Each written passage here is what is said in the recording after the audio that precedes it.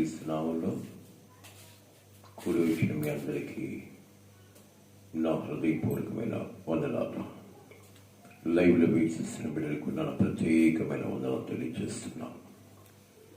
ప్రేమల వల్ల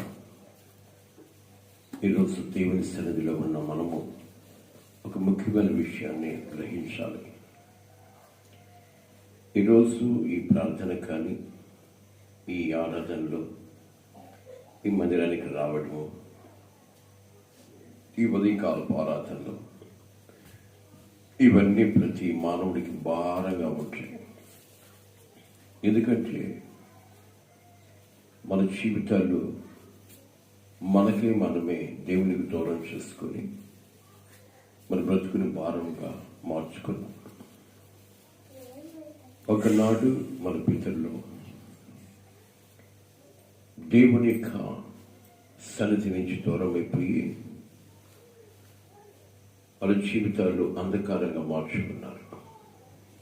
మార్చుకున్న జీవితాల్లో మరలా జీవపు వెలుగులోనికి నడిపించడానికి జీవాధిపతి అయిన దేవుడు యేసుక్రీస్తుని నామకరణం ధరించుకొని ఈ లోకంలోకి దిగొచ్చి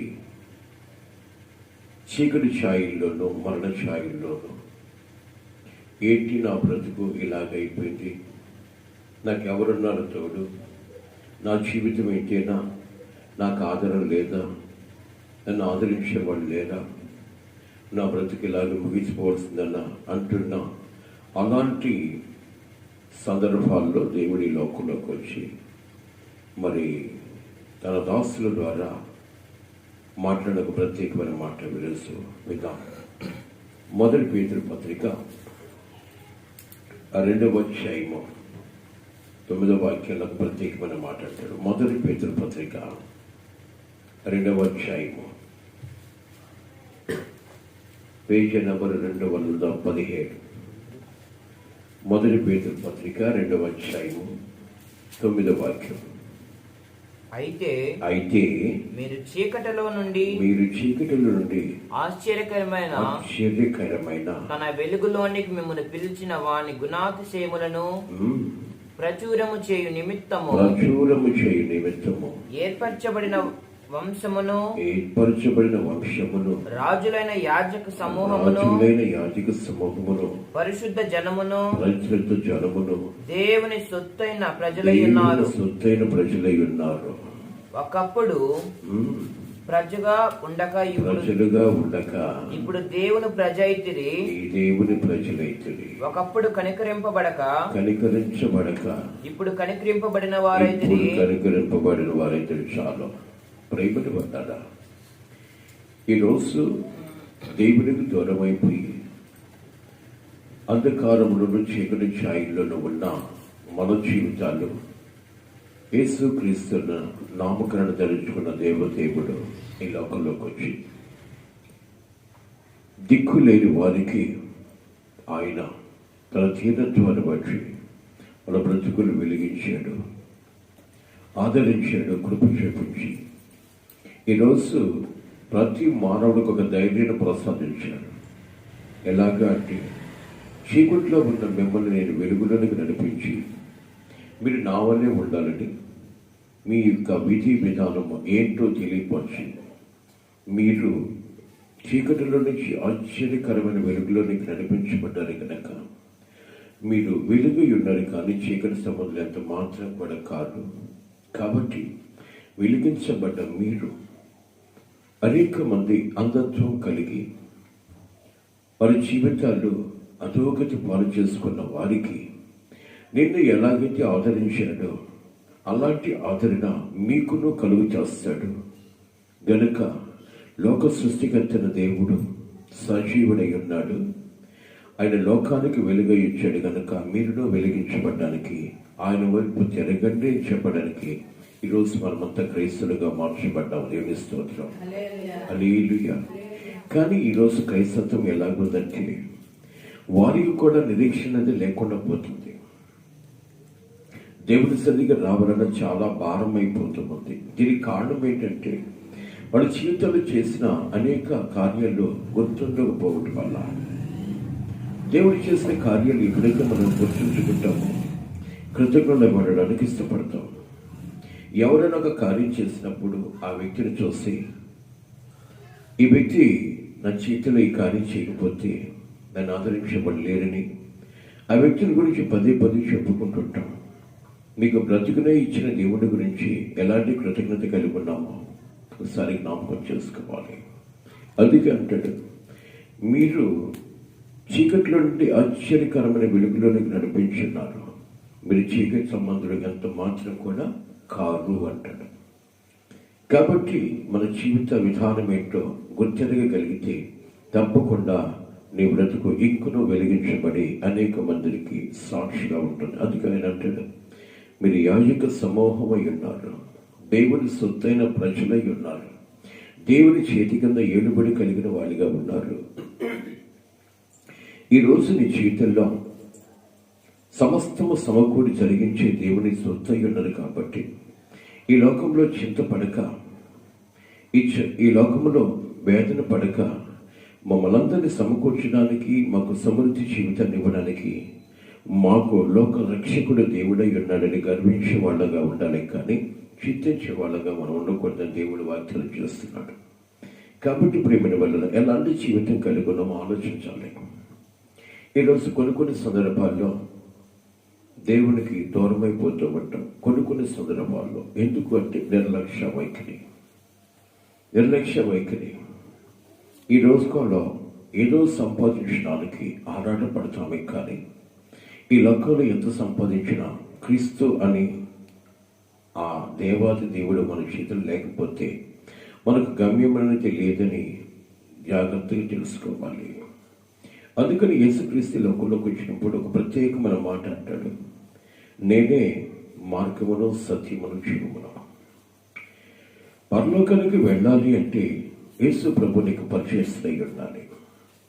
తెలిసినోడంటే మనకు బాగా తెలిసిన మగ పరిచయం ఉన్నాడు అనుకోవడం కాదు, కానీ ఆయనే నీకు మార్గమైన కాబట్టి, ఆయన ద్వారా నేను పరలోకం వెళ్ళాలి కాబట్టి ఆ ప్రభు నీకు ముంగుర్తై మార్గదర్శకుడై నీ ముందు నడిచేబడిగా ఉండాలని ప్రభు కోరుకుంటున్నాడు. కాబట్టి ప్రియమైన వల్ల ఈ లోకంలో ఏది నువ్వు సాధించాలన్నా క్రీస్తు ద్వారా నేను సాధించాలి, కానీ వేరొక నామములో దేని కూడా నువ్వు కొనసాగించుకోలేవని ప్రభు పెట్టి హెచ్చరిక చేస్తున్నాను. ఈ లోకంలో జీవిస్తున్న నీవు జయ జీవితాన్ని కలిగి ఉండాలి అంటే అది ప్రభువుకే సాధ్యం. ఈ లోకంలో ఎన్నో ఒడిదుడుకులు నీ చేతులు సాగిపోతున్నాయి. ఎన్నో వ్యతిరేకమైన స్థితిగతుల్ని ఎదురొస్తున్నప్పుడు వీటినన్నింటినీ ఛేదించి నీకు సరైన మార్గాన్ని చూపించడానికి యేసుక్రీస్తు మార్గమై నీ చేతులకు వచ్చాడు. దేవుని స్తోత్రం. కాబట్టి ప్రియమైన వల్ల ఈరోజు ఎలాంటి జీవితం కలిగి ఉన్నావు జ్ఞాపకం చేసుకోవాలి. నువ్వు ఈ లోకంలో ఎన్ని సాధించినా నీకంటూ ఒక గమ్యం ఉంది. ప్రతి వ్యక్తి తెలుసుకోవాల్సిన విషయం ఏంటంటే, నాకంటూ ఈ లోకం శాశ్వతం కాదు, నా లోకము ఇది కాదు, నేను ఈ లోకములో యాత్రికులను బాధిస్తానని అన్నాను. కాబట్టి ఒక రోజుకి నేను అసలైన గమ్యానికి, నా స్వస్థానానికి నేను చేరుకోవాలి. అక్కడికి చేరుకోవాలంటే నేను మార్గము తప్పి తిరగకుండా ఉన్నట్లు ఆయన నాకు మార్గమై ఉండాలి అని అంటాడు. ప్రార్థనల యందును యాచనల యందును ఎడతెగక ఉండాలి అంటాడు. ప్రార్థనలో యాచనలో ఎడతెగక ఉండాలి అంటే, ఎడతెగక అంటే 24 గంటల వాకరిలు కూర్చొని ప్రార్థించమని కాదు, కానీ ప్రభు కోరుకునేది నీ హృదయంలో దేవుని గురించి ఆలోచిస్తూ, దేవుని గురించి తలపోస్తూ, నీ హృదయము మలినపడకుండా ఉండనట్లు, నీ హృదయం మోసకరమైనదిగా మార్చబడకుండా ఉన్నట్లు ప్రతిదినము వాక్యము ద్వారా బుధక స్థానము చేయబడుతూ ఉండాలని ప్రభు హెచ్చరిక చేస్తూ ఉన్నాడు. దేవుని స్తోత్రం. హల్లెలూయా. నీవు ఏ పని చేస్తున్నా నీ హృదయము ఖాళీ ఉంటుంది కాబట్టి నీ హృదయములో ధ్యానము దేవునిదై ఉండాలి. నీ హృదయంలో ధ్యానము దేవునిదై ఉండాలని ప్రభు హెచ్చరిక చేస్తూ ఉన్నాడు. కాబట్టి ప్రియమైన వాళ్ళారా, ఈరోజు నీతో నీ దేవుడు శాశ్వత కాలం ఉండే దేవుడని నువ్వు విశ్వసించగలగాలి. నీ వారు ఎవరిని నువ్వు విడిచిపెట్టినా ఆయన విడువనన్న విశ్వాసపు జీవితంలో ముందుకు సాగేవాడిగా ఉండాలి. నువ్వు ఎట్టివాడివైనా నిన్ను ఆదరించడానికి ప్రభు నీతో ఉన్నాడన్న ఆలోచన కలిగి ఉండాలి. అలాంటి ఆలోచన లేనప్పుడు నువ్వు క్రైస్తుడిగా ఉన్నా ప్రయోజనం లేదు. కాబట్టి ప్రేమల వలన మనిషి జీవితంలో ఒక నిరీక్షణ కావాలి.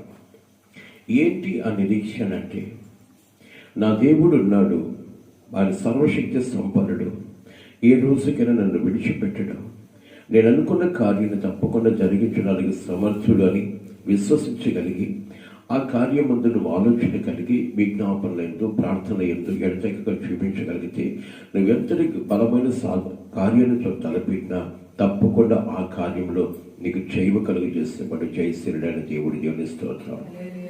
ఈరోజు కొన్ని విషయాల్లో అపజయం పాలైపోతున్నాం. దీనికి కారణం ఏంటి అంటే ప్రార్థన లేదు, ప్రభు పట్ల నిరీక్షణ లేదు. కాబట్టి ముఖ్యంగా క్రైస్తవులకి ఒక నిరీక్షణ కావాలి. ఈ లోకంలో జీవించాలన్నా పరలోకం చేరుకోవాలన్నా ఒక నిరీక్షణ కావాలి. ఈ లోకంలో జీవించాలన్నా ప్రభు సహాయం నీకు కావాలి.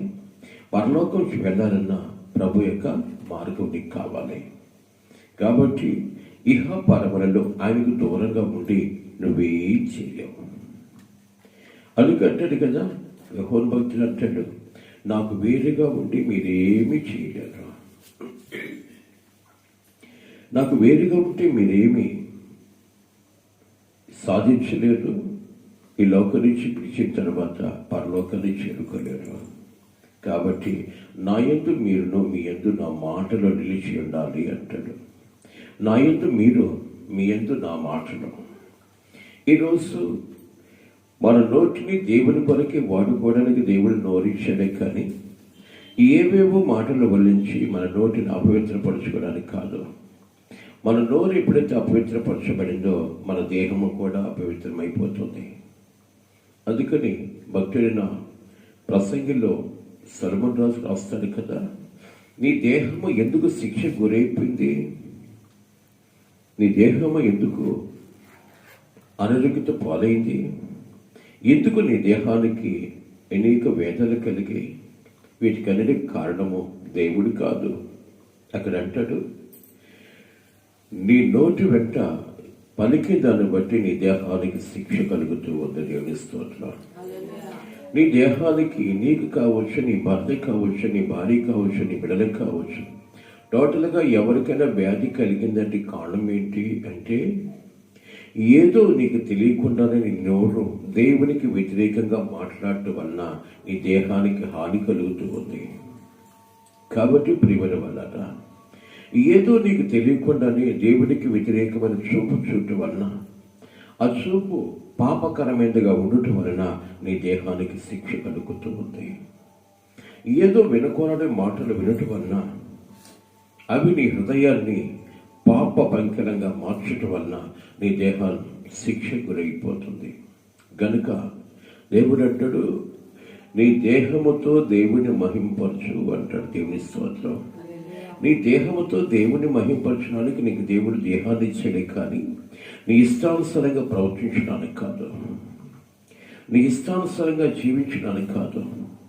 ప్రేమను వల్ల ఈరోజు దేహముతో ఎన్నో దేవునికి వ్యతిరేకమైన కార్యకలాపాలు చేస్తూ దేవుణ్ణి ఆరాధించే వాళ్ళు లేకపోలేదు.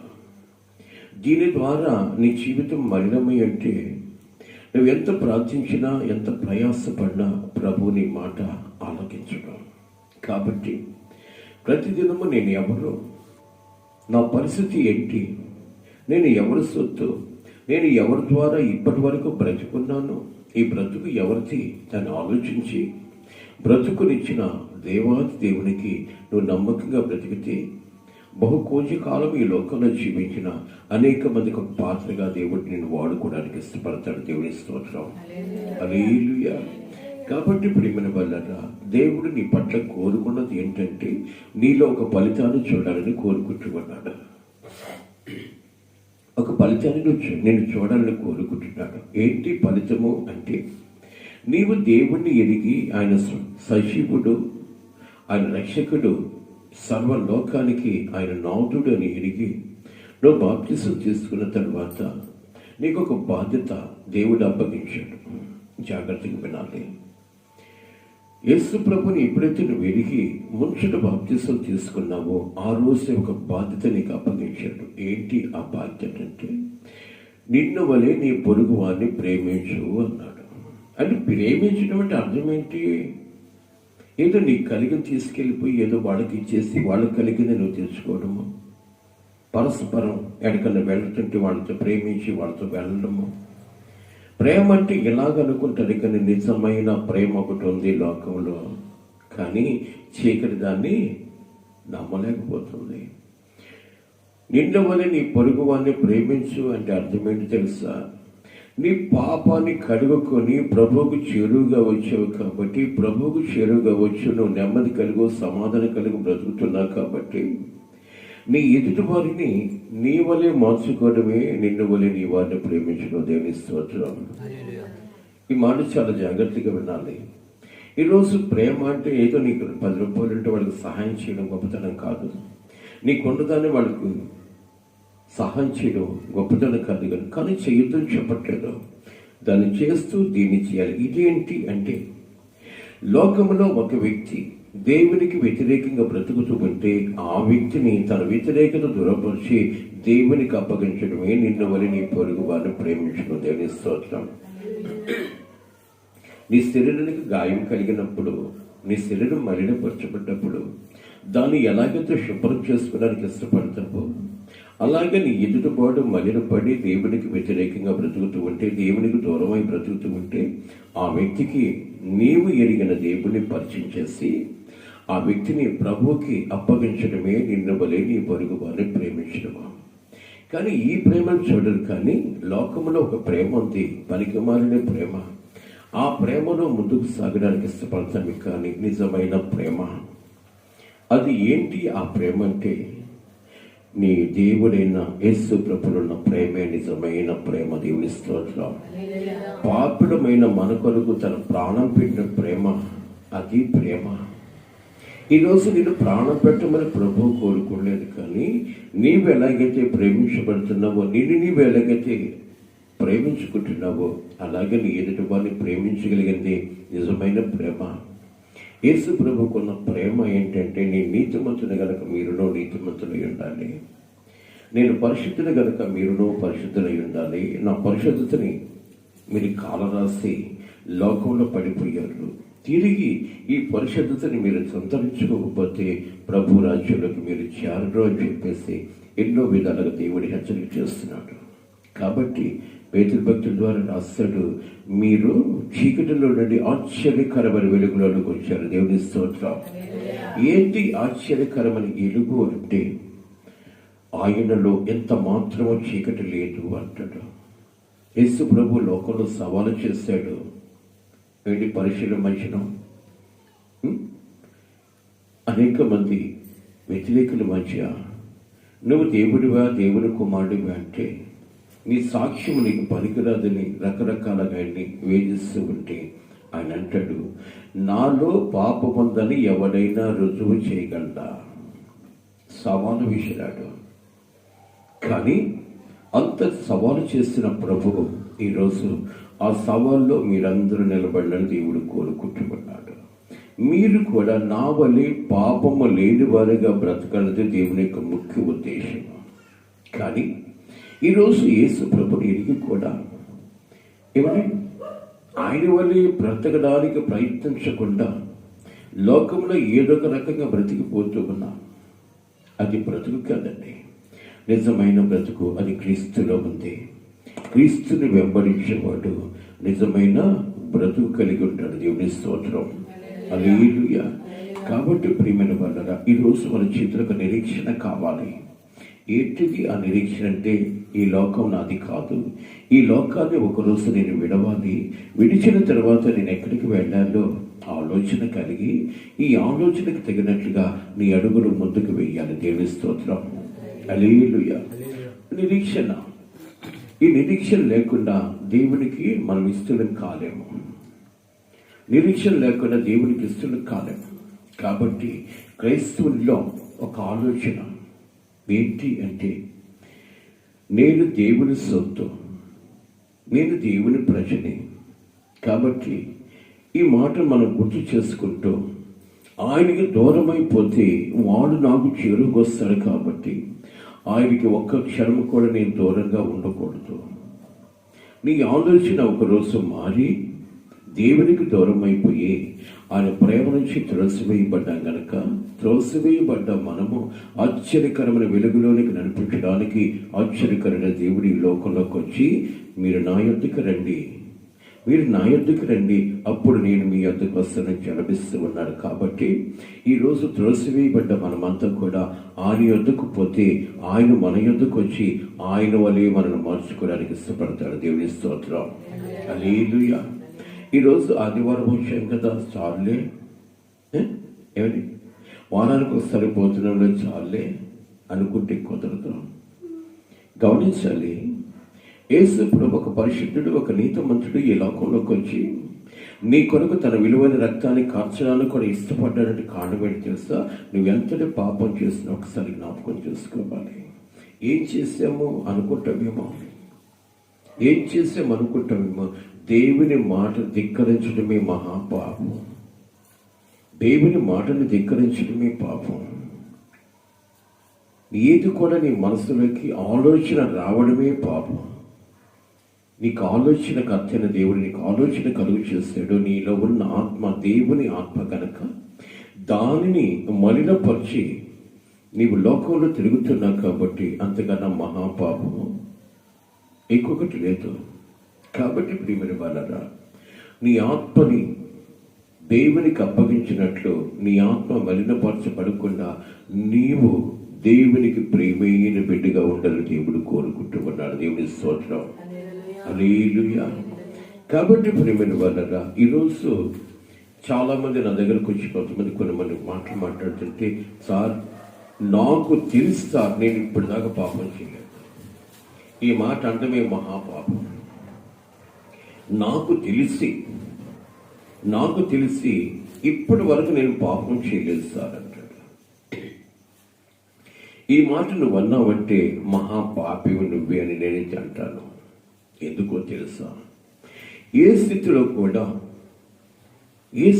కూడా నీ అవయవాలు నీకు తెలియకనే పాపంలోకి లాగుతాయి.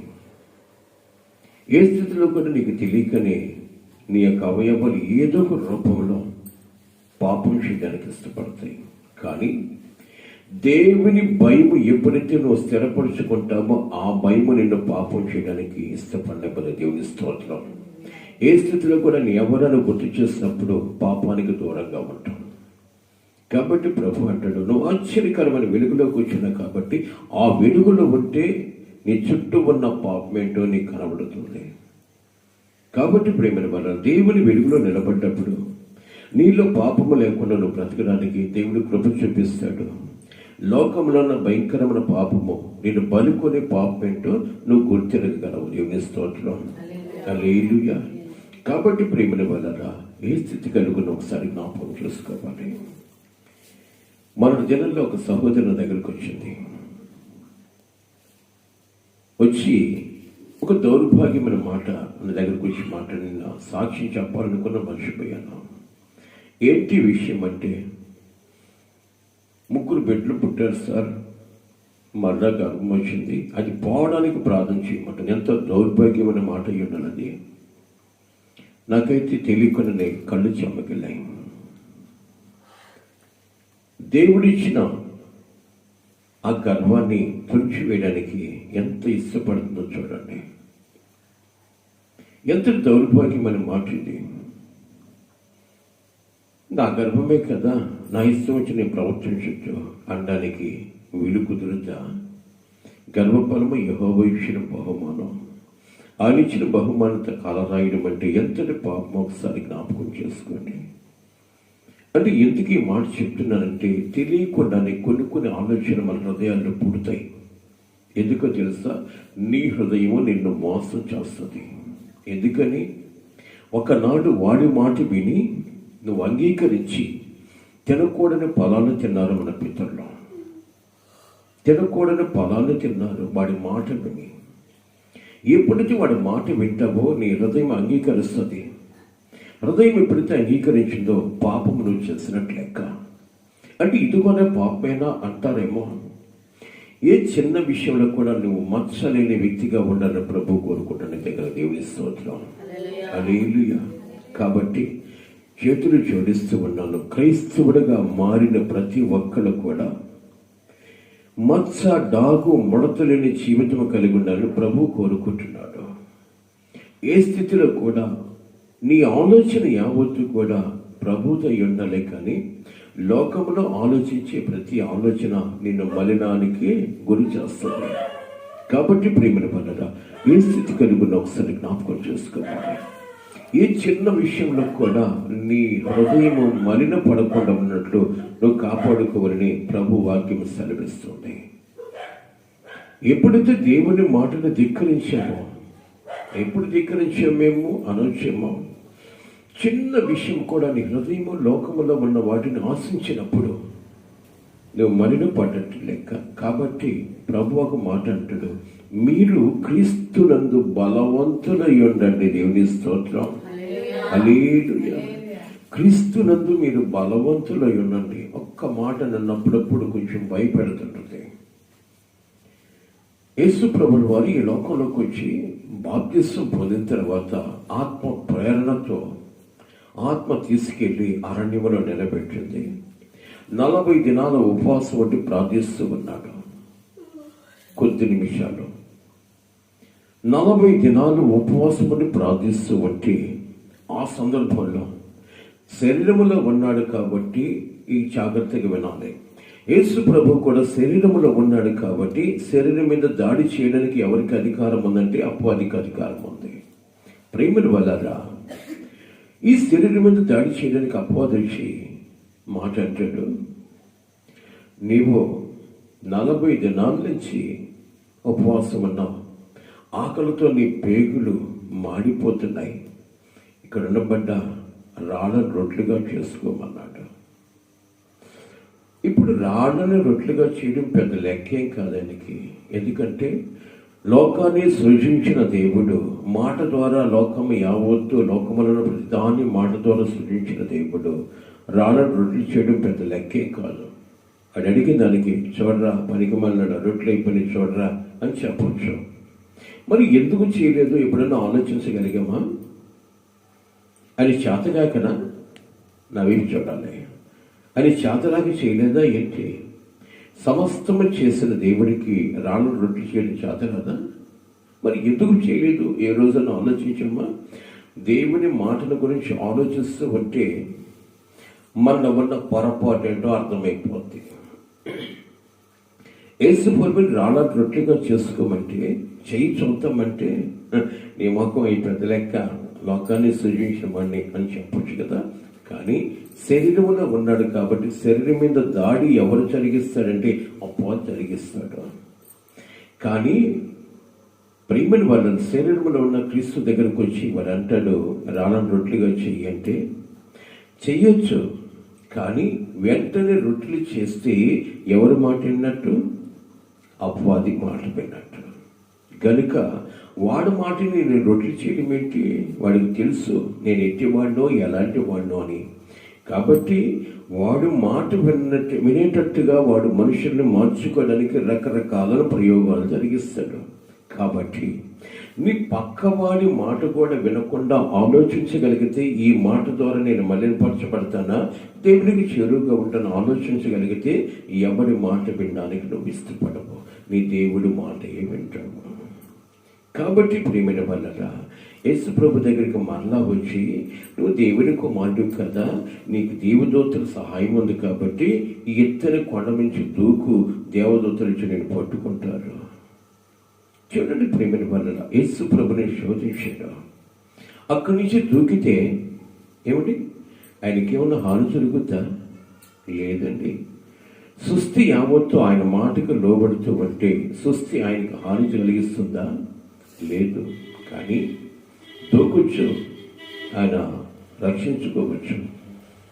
కానీ అది చేస్తే వీడి మాట విన్నట్టే, వీడి మాట విన్నట్టే. ఇలాగా మూడో సందర్భంలో ఒక పెద్దైన ఒక శిఖరం మీదకి తీసుకెళ్ళిపోయి చూడు, ఈ దేశం యావత్తు ఎంత అందంగా ఉందో, ఇదంతా నా చేతికి వచ్చేసింది. ఎందుకు వచ్చింది ఇది నా చేతికి? నా మాట విన్నాడు ఒకడు, వాడికి ఇచ్చిన అధికారం నేను నొక్కేశాను.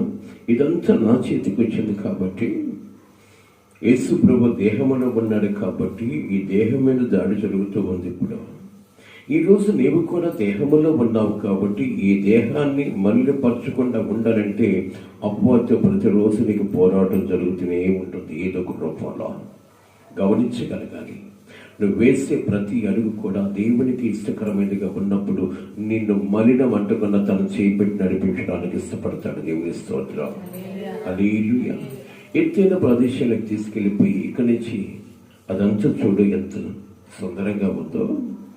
నీవు నా పాదాలకి నా కాళ్ళకి మొక్కినట్టయితే ఇదంతా నీ చేతికి అప్పగిస్తాను. ఆయనకి అప్పగించడం పెద్ద లెక్కేముందడు. గమనించాలి. అంటే దేహం మీద దాడులు ఎలాగ జరుగుతాయో చెప్పడానికి మాటలు చెప్తున్నాను. వెంటనే ఆయన అంటాడు, నీ తండ్రిని దేవుని నువ్వు శోధించగలి తెలియదా? అది పారిపోమన్నాడు. వెంటనే వాడు అదృశ్యమైపోయాడు. కారణం ఏంటి అంటే, నీ దేహము మలినమైంది, మట్టి దేహము కాబట్టి ఈ దేహం మీద వాడికి అధికారం ఉంటుంది.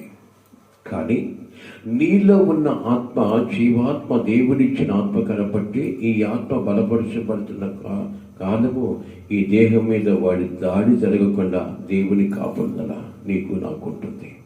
కాబట్టి ప్రియమైన వాళ్ళరా, నీవు చీకట్లో నుంచి ఆశ్చర్యకరమైన వెలుగులోనికి వచ్చినావు గనక, చీకట్లో నుంచి ఆశ్చర్యకరమైన వెలుగులోనికి వచ్చినావు కాబట్టి నువ్వు ఎవరు అంటే దేవుని సొత్తైన ప్రజలై ఉన్నారు, యాజక సమూహమై ఉన్నారు కనుక, యాజక సమూహమై ఉన్నారు కనుక, యాజక సమూహము ఎవరు అంటే అనేక మందికి నీతిని చెప్పేవాళ్ళు కానీ నీతి తప్పేవాళ్ళు కాదు. చేతులు జోడిస్తున్నాను. అక్కడ రాస్తాడు, మీరు యాజక సమూహము అన్నాడు. యాజకులు అంటే నీతిని చెప్పేవాళ్ళు, యాజకులు అంటే దేవుని పరిచయం చేసేవాళ్ళు. యాజకులు కాదు, అడుక్కునే వాళ్ళం కాదు. మనము అధికారము కలిగిన వాళ్ళము. దేవుని స్తోత్రం. ఎవరి మీద అంటే వాక్యం చెప్తుంది కదా, మీరు పోరాడుతున్నది మనుషులతో కాదు కానీ అంధకార సంబంధులైన అపవాదులతో మీరు పోరాడుతున్నారు. కాబట్టి మీ పోరాటం ఎవరితో? అధికారులతో, సామాన్యులతో కాదు. పనికి మనల్ని లోకపరమైన వ్యక్తులతో పోరాడడం కాదు కానీ మనల్ని ఆత్మీయతలోనికి దిగజారిపోకు, ఆత్మీయతల నుంచి తప్పించుకోకుండా మనం బలపరచబడ్డానికి, బలమైన రాజ్యాన్ని ప్రభు దగ్గరికి చేరుకోవడానికి మనం పోరాటం ఎవరితో? అపవాదితో.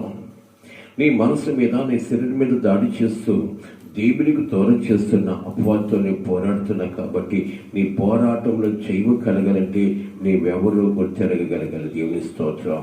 హల్లెలూయా. ప్రేమిన బలరా, ఏ స్థితి కలిగి ఉన్నామో ఆలోచించాలి. ఈ సమయాన్ని దేవుడు నీకు ఎందుకు ఇచ్చాడు అంటే, ముందున్న సమయంలో నీవు నేను మలిన పడకుండా ఉండినట్లు ఈ మాట నీ హృదయములో దాచుకొని నీవెవరు గుర్తెరిగి మలిన పడకుండా బ్రతకడానికి ఈ సమయాన్ని దేవుడు మనకి ఇచ్చాడు. దేవుని స్తోత్రం.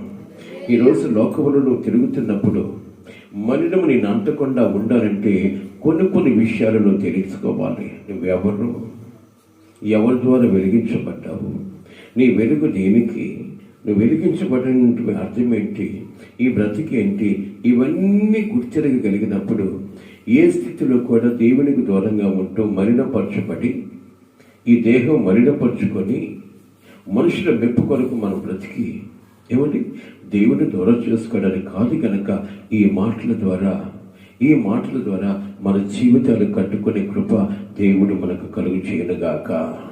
కడుపుతామా? చిన్న ప్రార్థన చేసుకుందాం. మమ్మల్ని వెక్కిలి ప్రేమించిన ప్రియుడా, మీకు స్తోత్రాలు చెల్లిస్తున్నాను.